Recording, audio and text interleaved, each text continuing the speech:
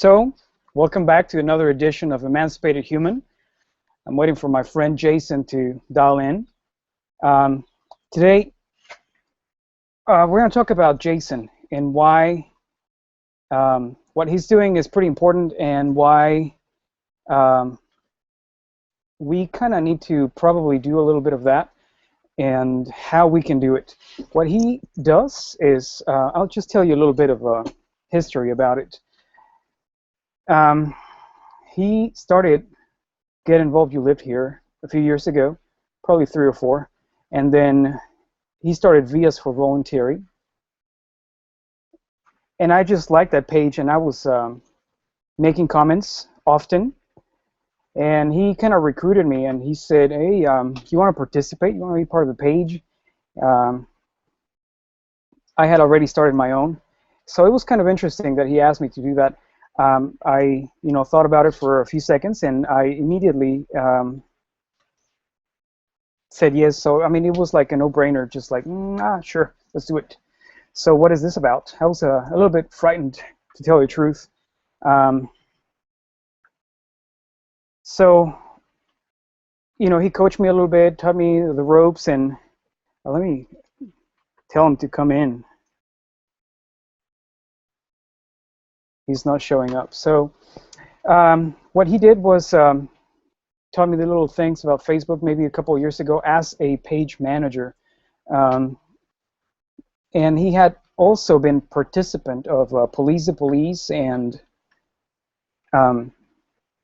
what is the other one? March Against Monsanto, which it has garnished a lot of popularity. It's a pretty famous page. Seems like he's trying to log in. Let me try again, send him the link, because he's not, seems like he's unable.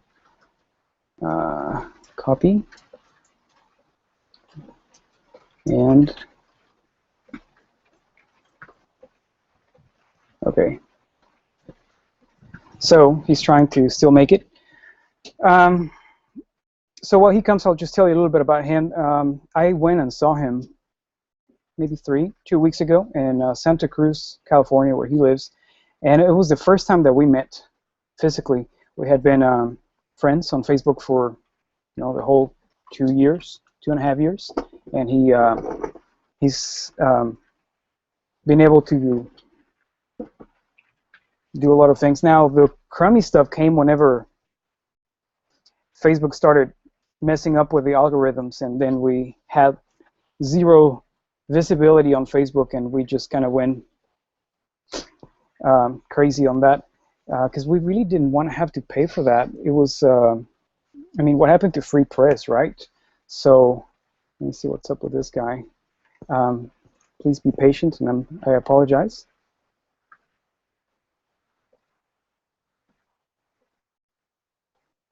So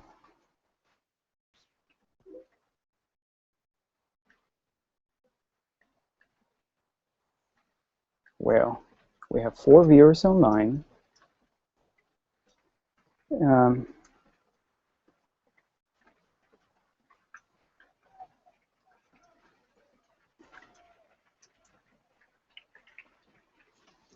At any rate, so he started with another of our friends, Matt Savoy, free Matt Savoy, by the way. He was being harassed by some criminals with shiny badges that tend to roam around highways. So we started an initiative to try to save a friend from the thugs with guns. And so these guys started the Free Thought Project.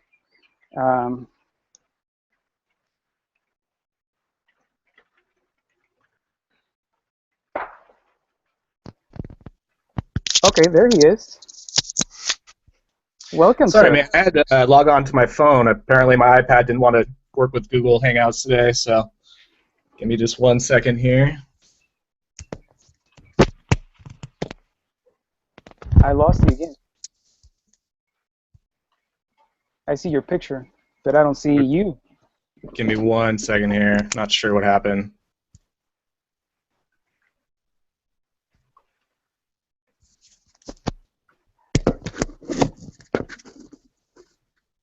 So in the meantime, I can tell you a joke. Oh, there you are. Good. Saved by the bell. So, Jason, Hey, can you hear sorry, me? Luis. Yeah, sorry. Twice this week, Google Hangouts has failed me, so I apologize. Well, that kind of sucks, but it's okay. Glad you're here.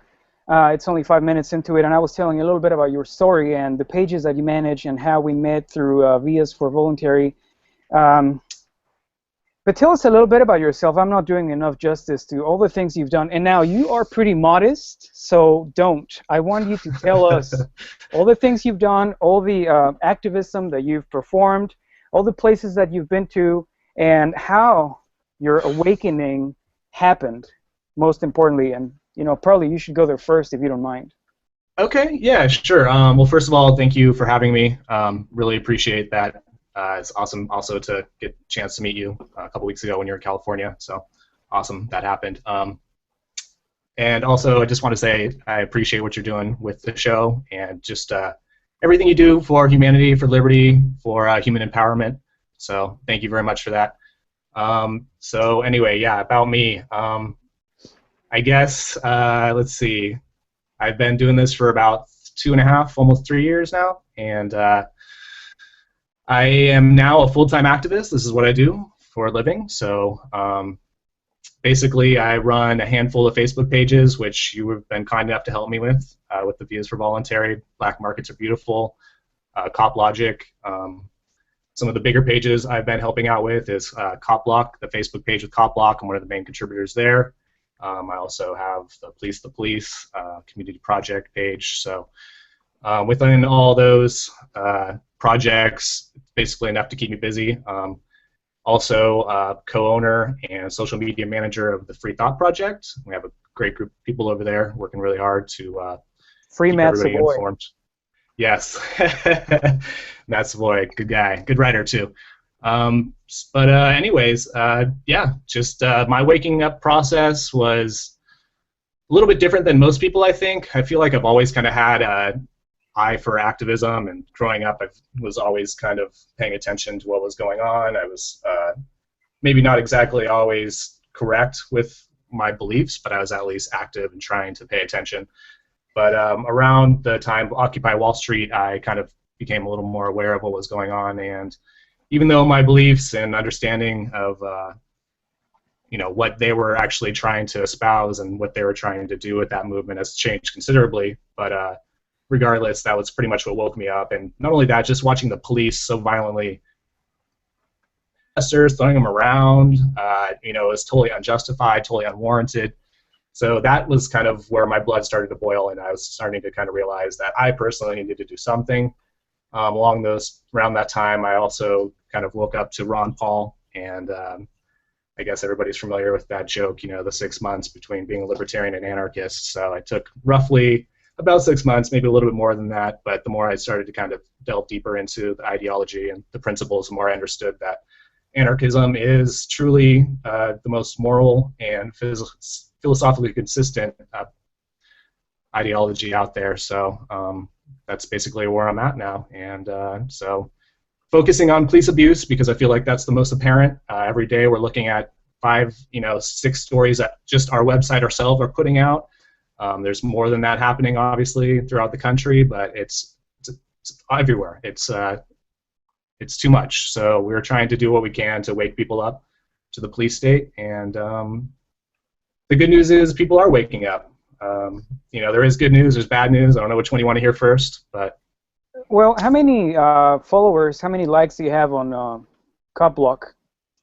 Cop Block, let's see, I think is just around 784,000. I think it should be probably another 1,000 or 2 by the time this conversation's over, to be honest, just because they're growing that fast. But just to give you an idea of how people are waking up to the police state, when I first joined the Cop Block Facebook page back in October 2013, they had around 55,000 likes, which is pretty good. It's actually pretty considerably, A considerable. large page.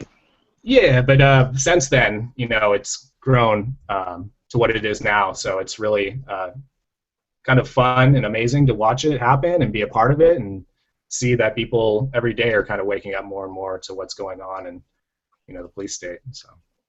So what did you witness a lot of police brutality in California? Because I mean, they have a lot of that crap going on there. I mean, not that it doesn't happen here in Texas, because especially here in Arlington, the police are like really like mean and evil. Like, okay, I have a friend that I'm going to interview as soon as I possibly can. He is with the open carry movement. Him and his buddies were passing out constitutions in Arlington, and 2 of them got arrested for passing out constitutions. Now, how ridiculous is that? Yeah, I mean, it probably had to do something with them understanding their rights and trying to apply them and not being subservient to the police officers, and that's probably where they got into some kind of trouble, because obviously we know just by asserting your rights, that's not breaking any laws, but unfortunately the mentality, the climate of opinion within police culture is become subservience. If you don't obey our authority, then we are going to apply pressure and make sure that you comply. If you don't comply, then ultimately there's going to be consequences up until the point of possibly being killed if you resist enough. So it's certainly scary what has happened to police in this country over the past since 2001, I guess, since 9/11. I guess maybe a little before that, some people would say, but 2001 is when we saw the real shift happen. So yeah, it doesn't surprise me. I'm also studying the Elliott wave, which talks about moods of humanity, and they peaked in 2001, as you were saying, so that's a pretty accurate statement. They started going down after, '01, so all this shit's been happening ever since. Now, do you go out? Do you see all these things, or are you able to just post a lot of things about it? What is it that you do on a daily basis on this kind of initiative? Yeah, absolutely. As of right now, I'm not really part of the actual on-the-ground filming. I'm not actually filming cops, unfortunately. Actually, just recently bought one of these things, which is a body cam, so I can go out and start filming police. I just want to be prepared about it. I want to know, obviously, all my rights. I want to know how to handle police. So I feel like I'm actually at that point now. But up until now, I've been more or less just documenting it. That was part of the police. The police's mission statement was to just document all the police abuse, brutality, misconduct, and have a place where people could actually see, at a large scale, just by scrolling through all the different stories and egregious abuses by police. So it's more or less at this point has been more of a social media campaign. And, I would like to say that everybody has their strengths and their weaknesses, and we all have different ways of being productive and trying to be activists. So as of right now, I feel like we've been pretty successful. Like we were saying, the Cop Block page has been growing like crazy. And, right now we reach pretty much anywhere from 25 million to 35 million people a week with that outlet. So it's pretty amazing. I don't think we could do that if we were standing on a street with a sign. I don't think we could reach that many people. So we are slowly changing the narrative, and people are starting to wake up. Like I said, people who maybe aren't even activists, people who don't even understand the concepts of liberty, people who are just everyday citizens who are witnessing all this abuse and all this brutality, and they're starting to become aware. So there are 2 things that you mentioned that I would like to just kind of, it's called active listening, just to make sure that it sticks.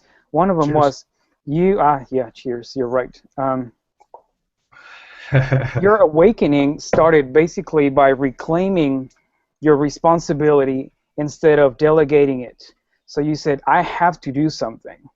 Right. So like I'm pretty practical, right? So pragmatic. What can we do? So what you said was, don't be just passively watching. Do something about it. So you started doing stuff like that, and now a lot of people may say, well, yeah, starting a Facebook page, it's not such a big deal. Well, when you're reaching that many people a week, right? It's not some amateur production. We're actually figuring out the formulas to reach people and do it on a large scale. So it's certainly being productive. But you're right. People need to step up, just like any form of activism. It takes people being aware, paying attention. So, I mean, I feel like there's a handful of ways to do that, and I'd love to maybe give some tips to your viewers on how to engage with police, how to interact, and how to actually film them safely.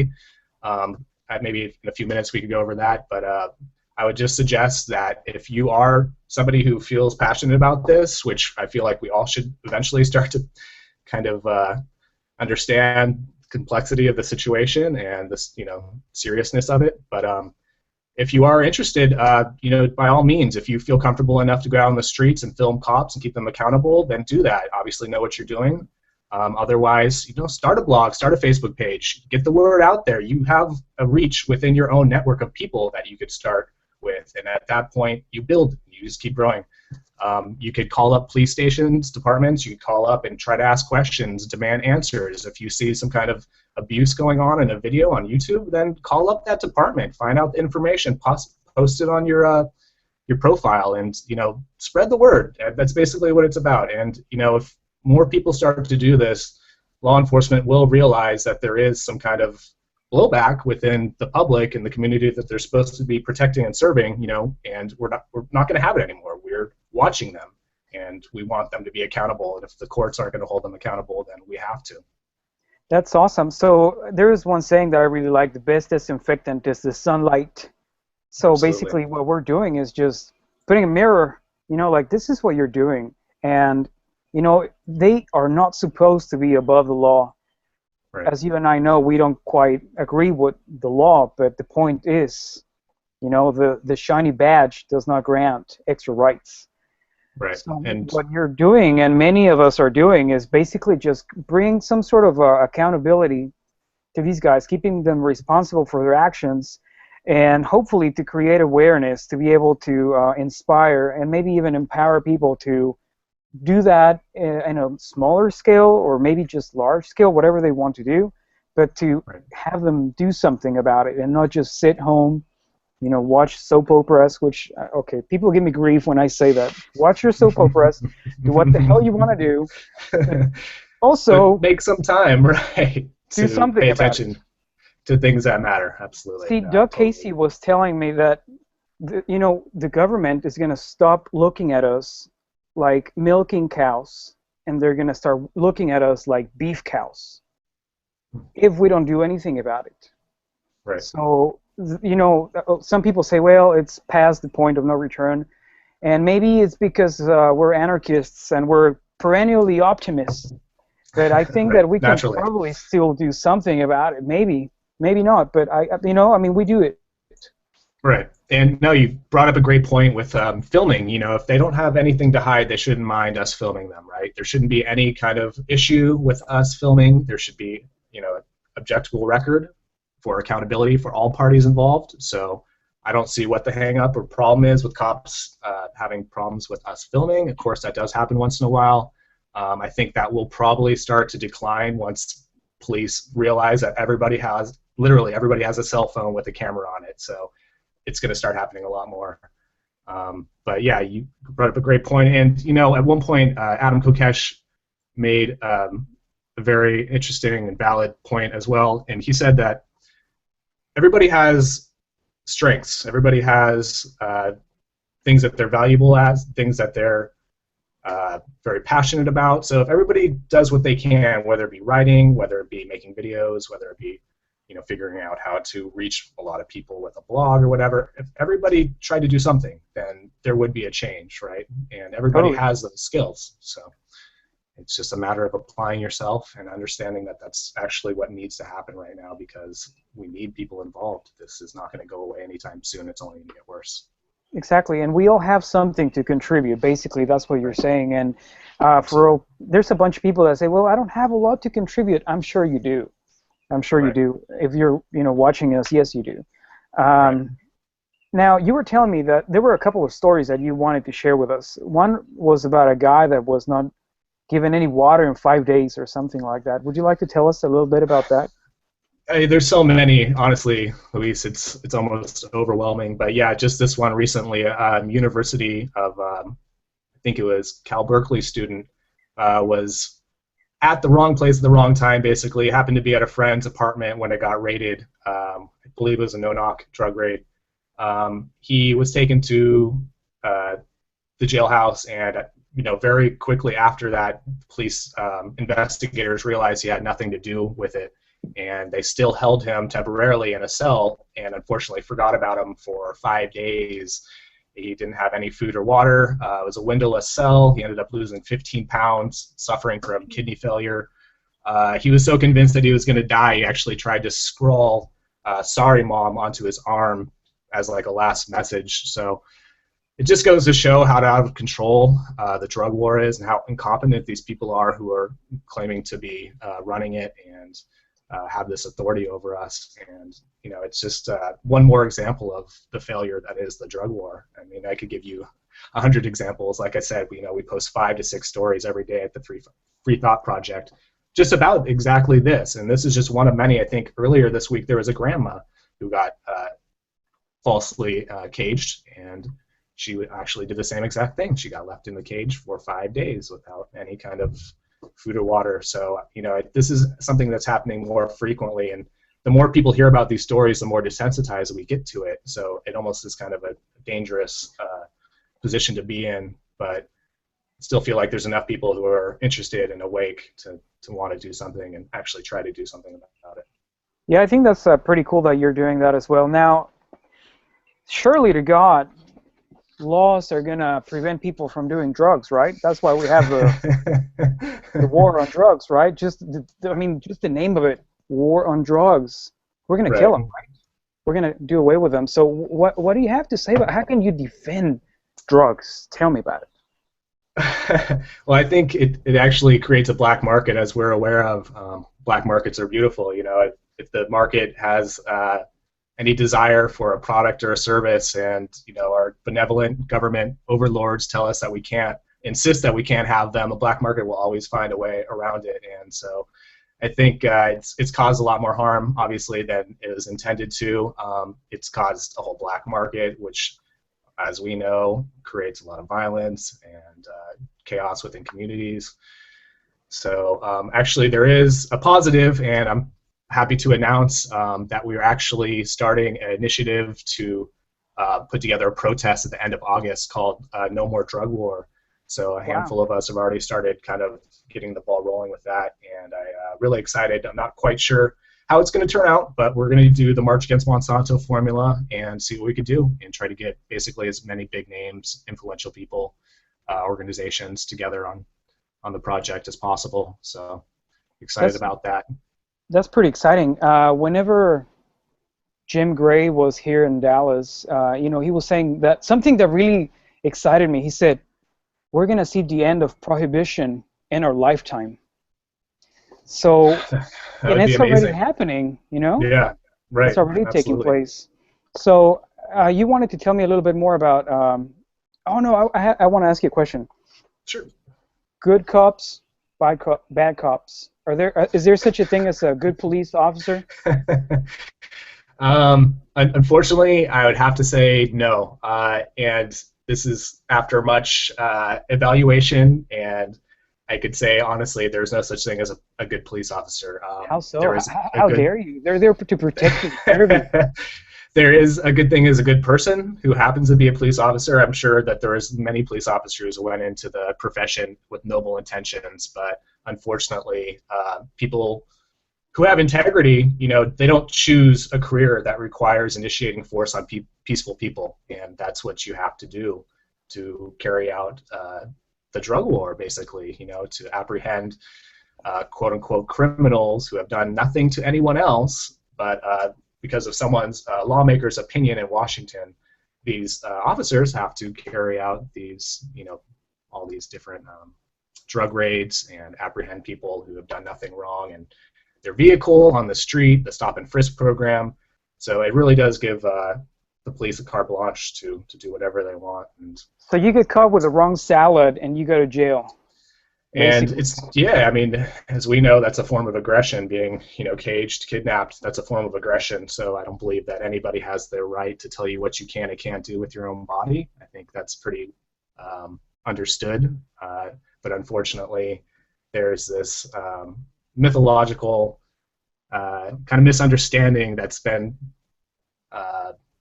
promoted throughout society since the early 70s when the drug war started, that the feds, the government knows what's best for us, knows what's best for our consciousness, and in order to stop pre-crimes, they're going to go ahead and claim the right. Yeah, claim the right to use force against us in order to stop us from having the wrong type of vegetation in your pocket. So it is truly absurd, and I think more and more people are starting to realize that. So I have to go back to my post. There is it's been $1 trillion spent on a failed war on drugs. $1 trillion. That's no pocket money, at least not in my pocket. So all this money for people that are peaceful, that are minding their own business, and that they're only going to be aggressive against chocolate cake or fig Newtons. Maybe a beer. Does that include all the people who are sitting in cages in prison right now that the taxpayers are funding for their existence in a cage? I don't know if that's maybe in that same stat. Maybe it is. I don't know. $1 trillion. That's crazy. Just for what? I mean, quite honestly, no victim, no crime. How about that? I mean, they were not hurting anyone. So they spent. I have a friend, Quinn, and I want to interview him too about this. And he lives here in Arlington, just a couple of miles away from me. He got raided by SWAT with a good dozen dudes with M16s.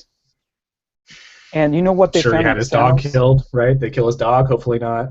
They didn't kill his dog, but they took 3 plants of okra, 4 plants of tomatoes. I mean, and like there were moms breastfeeding their kids, and they got separated for hours.